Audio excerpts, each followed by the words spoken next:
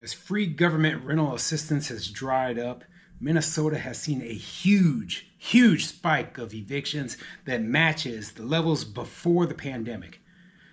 I'm Tony, and this is Real Estate Investing and Landlord News.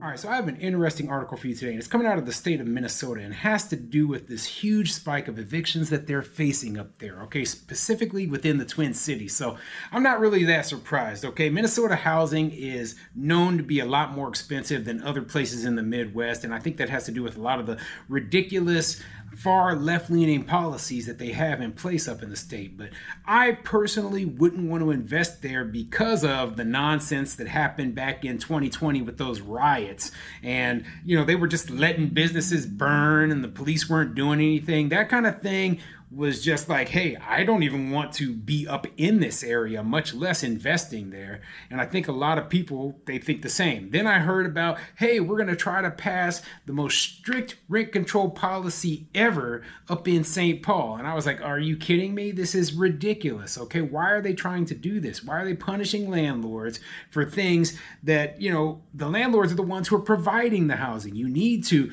try to incentivize them to come in there and offer as much rental property as possible to try to bring these rents down, but they're doing the exact opposite. They're driving landlords away. They're driving investment away. They're driving business owners away. And the result, well, you see the result. A huge increase in the cost of living and, a lot of people who can't afford their rent anymore, which is leading to a lot more evictions. So yeah, the government money is drying up, but the economy and the whole environment up in Minnesota also is what is leading to a lot of these problems. So before I get into the article, go ahead, hit the subscribe button, maybe leave a comment down below and let me know what you think. So here's a question for landlords outside of Minnesota. Would you buy a rental property there? Knowing what you know, I mean, I could ask the same about a lot of these far left-leaning states like California, New York, etc. But a lot of people, they don't realize that, hey, Minnesota is just as bad, okay? Just as bad. Maybe there's places outside of the Twin Cities where, you can still invest. You still have a lot of local support for landlords, for business owners, etc. But definitely not in Minneapolis or St. Paul. Okay, or Hennepin County, okay? But I'm just curious what other landlords think of the state overall. Anyway, let me get into the article and tell you what it says. This article is coming from WinonaDailyNews.com, and it says, Minnesota eviction filings spike in January as COVID money dries up. Hey, in my opinion, COVID money should have been gone a long time ago, okay? Now, obviously, I am a fan of the Department of Government Efficiency, and I believe that, hey, spending like this by the federal government was so wasteful. I mean, just unbelievably wasteful, and that led to a lot of the inflation that we're seeing today. But anyway, let me get into the article and tell you what it says. Eviction filings surged at the start of 2025 to levels not seen in some Minnesota communities since before the coronavirus pandemic, leaving housing advocates scrambling to keep people in their homes. The spike in court filings happened across the state with the epicenter in the Twin Cities metro, new data shows. In January, the 5 core metro counties saw up to double the number of eviction cases filed compared to 2024's monthly average. There were more than 2,100 cases filed in January statewide, with 763 in Hennepin County and 390 in Ramsey County. Filings in February were still elevated, but not as high as in January, according to data through February 25th from Minnesota District Courts. Now, one thing that they don't mention in this article, and it might be part of the reason why there's a little bit of a spike in the month of January as compared to the previous months, is that a lot of landlords, particularly small mom and pops, they feel a little bit guilty evicting people at Christmas time, okay? So they will postpone temporarily a eviction until the month of January. Now, this is a true thing that happens, okay? It's not talked about a lot, but you definitely hear about it if you talk to landlords, particularly the small mom and pops, okay? They're like, I don't feel right evicting somebody around Christmas time. But you know what? Once the month of December is over, it's back to business, okay? And I can understand that. While I say that, hey, you should always operate in a business mindset, I do understand how emotions sometimes do play a factor in the things that are happening. So the spike that they saw in January, they did not see as great a spike in the month of February, and that might be part of the explanation. But anyway, let me continue with this article. The surge comes as money available to low-income residents for emergency rental assistance has declined dramatically from post-pandemic highs. Despite a new metro sales tax dedicated to housing that took effect in 2023, cities and counties have less help to offer renters now than during the pandemic. Housing advocates fear the change is driving some landlords to file for eviction sooner because they realize there are limited chances to recoup what they are owed. Advocates also say high housing costs and inflation continue to squeeze Minnesota's poorest residents. So these housing advocates, why are they even asking housing advocates why landlords are filing evictions? Maybe you should ask the landlords, huh? Maybe we have more insight than a bunch of activists and lawyers, okay?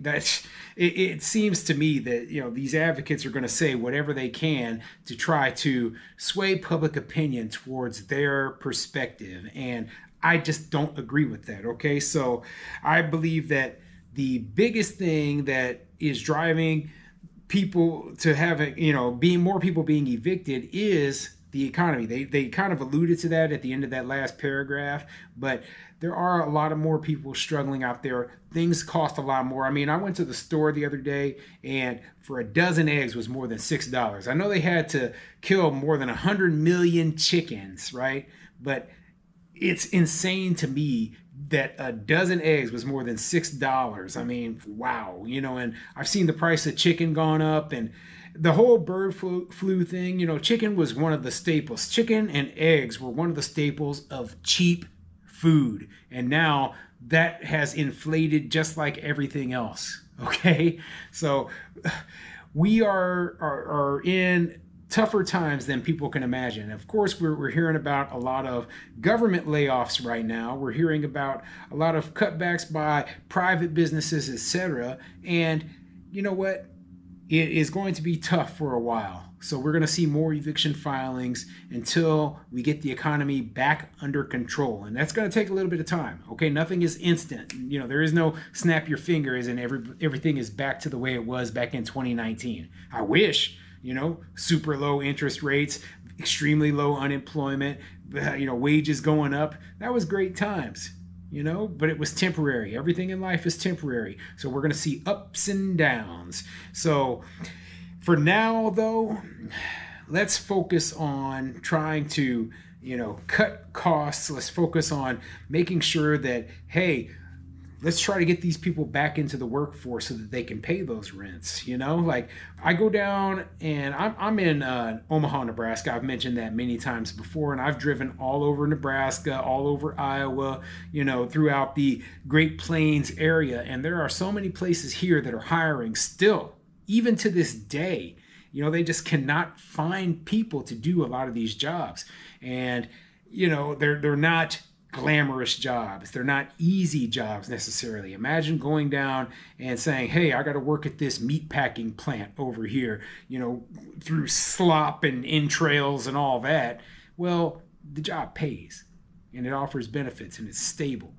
So it's a good job, but it's not what a lot of people want to do. And they don't want to have to move to middle of nowhere, Nebraska or Iowa in order to get that sort of job. So, but it's not that the jobs aren't out there. It's that the jobs people want aren't out there. The ones where they can telework, the ones where they can work from home, the ones where they can sit at a desk and type on a keyboard. No, you're going to actually have to do some work, okay? And that's the hard part. Or you might have to move somewhere that you might not necessarily have planned on living. And believe me, I've done it, okay? I did it. I'm not from Omaha, Nebraska. I never planned on living here. I'm originally from Kansas City, which, that's not a huge move or anything, but, it still was a move, and I did it for work. So things turned out well for me. That's what a lot of people might have to do. But anyway, I'm getting kind of off topic. I get distracted sometimes. But anyway, one of the things that I can say is that, Minnesota, right? A lot of the problems that they're facing are due to the laws that they pass. So really think about that sort of thing when you're voting for politicians. Really think about that sort of thing when you are pushing for these socialist laws that you think are going to actually help people. They don't always help people. You know, there's always consequences for every little action that you take. Think about that for a moment. They put a sales tax in place to help with housing. So now everyone is paying more for every single thing that they purchase. And did it solve the housing problems? Absolutely not. Anyway, put a comment in the comment section down below and let me know what you think.